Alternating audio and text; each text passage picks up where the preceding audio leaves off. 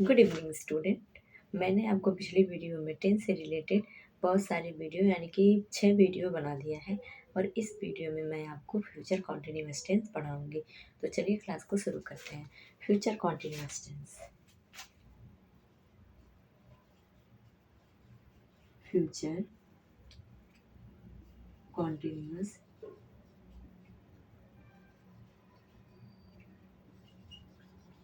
Tense.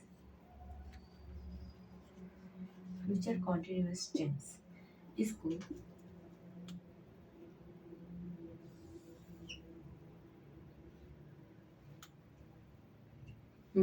Future continuous tense इसका जो last का पहचान है हिंदी वाक्य में, इसके हिंदी वाक्यों में इसका पहचान कि इसके लास्ट में रहा होगा, रही होगी,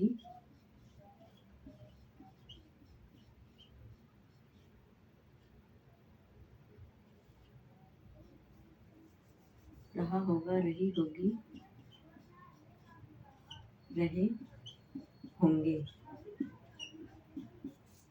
मतलब फ्यूचर कॉन्टिन्यूअस टेंस इसको हिंदी में अगर पहचानना हो कि किस सेंटेंस के लास्ट में फ्यूचर कॉन्टिन्यूअस टेंस है, मतलब किसी सेंटेंस को पहचानना हो फ्यूचर कॉन्टिन्यूअस टेंस, तो सबसे सिंपली तरीका ये है कि जितना भी फ्यूचर में काम होता है यानी कि भविष्य में जो हमारी लाइफ में आने वाला है, जो हमारे जीवन में आने वाला है, उसमें जितने भी काम होते हैं कॉन्टिन्यूअस यानी कि अभी वो काम चल रहा हो, चलने की कंडीशन में हो, तो वो फ्यूचर कॉन्टिन्यूअस टेंस होता है। फ्यूचर कॉन्टिन्यूअस टेंस उसके लास्ट में रहा होगा, रही होगी, रहे होंगे अगर होए तो वो फ्यूचर कॉन्टिन्यूअस का सेंटेंस होता है।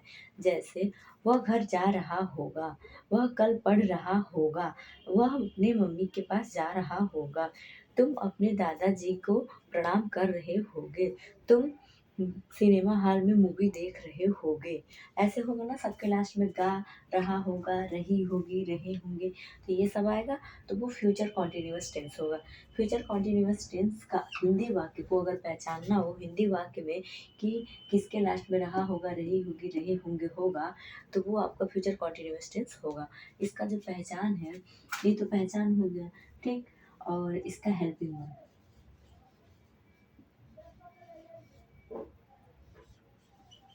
इसका हेल्पिंग वर्ब इसका हेल्पिंग वर्ब दो होता है। कौन कौन सा? एक होता है सेल बी और एक होता है विल बी, ठीक। इसका हेल्पिंग वर्ब होता है शैल बी और विल बी, शैल बी और विल बी बस। और he, she, it, name, he, she, it, name, you, they, इन सब के साथ विल बी का यूज किया जाता है। आई और वी, इन दोनों सब्जेक्ट के साथ केवल शैल बी का यूज किया जाता है। शैल बी का यूज किया जाता है, ठीक। ऐसे ही अगर इसको बनाना हो, इसका अफर्मेटिव सेंटेंस बनाना हो, निगेटिव सेंटेंस बनाना हो और इंट्रोगेटिव सेंटेंस बनाना हो, तो कैसे बनाएंगे? सबसे पहले सब्जेक्ट लिखेंगे अफर्मेटिव सेंटेंस बनाने के लिए, फिर सब्जेक्ट के तुरंत बाद शैल या फिर विल, इन दोनों में से कोई एक लिखेंगे, फिर इन दोनों के बाद वी का यूज करेंगे। फिर उसके बाद ये कॉन्टिन्यूअस है ना, तो कॉन्टिन्यूअस में हमेशा वर्ब का फोर्थ फॉर्म यूज होता है। वर्ब का कौन सा फॉर्म यूज होता है? फोर्थ फॉर्म यूज होता है। तो इसमें भी आईएनजी फॉर्म का यूज होगा, सॉरी, वर्ब का आईएनजी फॉर्म यूज होगा, ठीक। और उसके बाद ऑब्जेक्ट। ये तो हो गया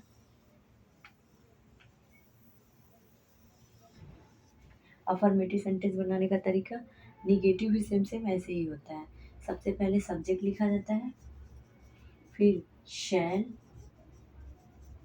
या फिर विल, इन दोनों के बाद नॉट, इन दोनों के बाद नॉट लगता है, फिर इसके बाद वी लिखता है, वी लगता है, फिर वर्ब का आईएनजी फॉर्म, फिर ऑब्जेक्ट।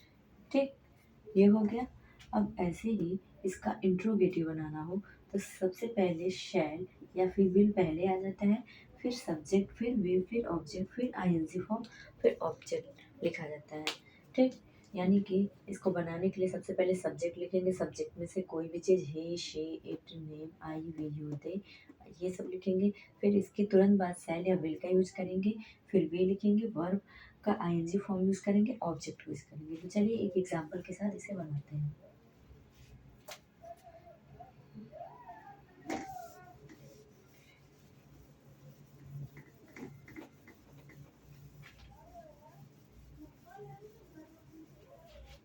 जैसे फॉर एग्जांपल, मोहन घर जा रहा होगा। अब इसके लास्ट में रहा होगा आया ना, तो ये इसकी पहचान हो गई कि फ्यूचर कंटिन्यूअस टेंस है। ठीक, अब सबसे पहले बनाना है मोहन। मोहन क्या है, एक नाम है। नाम के साथ क्या यूज होता है, विल भी का यूज होता है। तो सबसे पहले मोहन सब्जेक्ट का नाम लिखेंगे, मोहन। मोहन के साथ किसका यूज करना है, विल का यूज करना है कि सेल का यूज करना है, विल का यूज करना है। Will be go to home. Mohan will be go to home. और अगर निगेटिव बनाना हो तो सबसे पहले मोहन विल नॉट बी, यहाँ पे गो नहीं होगा, गोइंग होगा, sorry. Mohan will be going to school, sorry home है। ठीक, Mohan will not be going to home. ठीक, और इसमें सबसे पहले विल पहले आ जाएगा, विल ये, फिर Mohan, Mohan we going to school, sorry home. अधिकतर स्कूल स्कूल ही होता है ना, इसीलिए बार बार स्कूल आ जा रहा है माइंड में लिखने के लिए। एक दूसरा सेंटेंस लेते हैं, जैसे सचिन, सचिन से नहीं, किसी और वर्ड से, वे से लेते हैं। वे खेलते हैं, वे खेलते हैं, वे खेल रहे होंगे, वे खेल रहे होंगे, वे खेल रहे होंगे। दे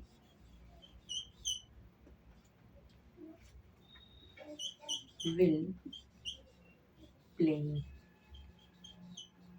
यानी कि वे खेल रहे होंगे, नहीं कि they will be playing, will be, they will not be playing. ठीक, और विल इसमें पहले आ जाएगा, will will they be playing. ठीक है, ये हो गया। चलिए, ये टेंस तो फिनिश हो गया। एक बार इसको फिर से एक बार रिवीजन कर लेते हैं स्टार्टिंग से। Future continuous tense.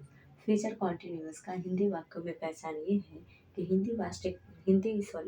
Future continuous के हिंदी वाक्यों का पहचान ये है कि इसके हिंदी वाक्य के लास्ट में रहा होगा, रही होगी, रहे होंगे रहेगा। और इसका हेल्पिंग वर्ब यानी कि फ्यूचर कॉन्टिन्यूअस टेंस का केवल दो ही हेल्पिंग वर्ब होता है। एक होता है शैल बी और एक होता है will B. He, she, it, name, ये सब सारे सब्जेक्ट हैं। आई और वी ये भी सब्जेक्ट है, लेकिन ही, शी, इट, नेम, नेम यानी कि किसी का भी नाम, जैसे मोहन, सोहन, गीता, ये सब। वी, दे, इन सब के साथ विल बी का यूज किया जाता है। आई और वी के साथ शैल बी का यूज किया जाता है। जैसे वे खेल रहे होंगे, दे विल बी प्लेइंग, वे नहीं खेल रहे होंगे, they will not be playing. ठीक, तो चलिए दोस्तों, मैं कुछ एग्जांपल देती हूँ और उस एग्जांपल को करके आप कमेंट में बताइएगा।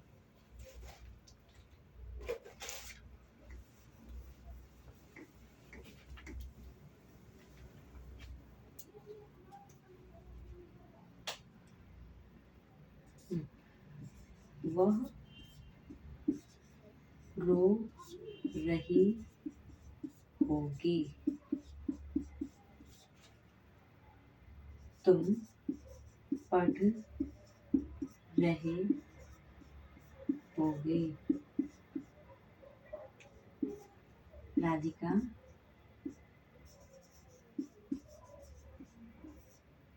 पानी पी रही होगी। गीता बाजार जा रही होगी। तो दोस्तों आप इसको 1 2 3 4 1 का 3 करके यानी कि 12 सेंटेंस बना करके कमेंट बॉक्स में लिख करके भेज दीजिएगा। ठीक है, धन्यवाद दोस्तों।